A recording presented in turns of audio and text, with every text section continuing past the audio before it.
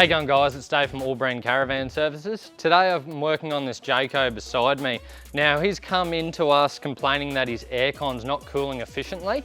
Now instead of spending a lot of time and money on replacement parts to rectify the air conditioner that he's got on the van at the moment, we're actually updating the aircon to a much larger unit that's going to be a lot more effective for his caravan.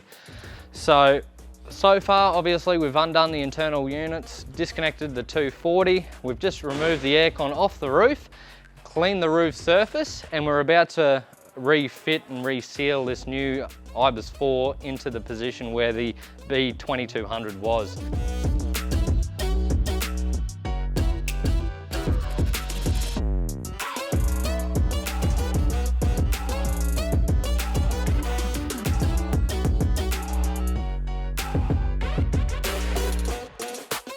Alright guys, so as you can see, I've got the aircon now up on the roof. She's all sealed down and wired up.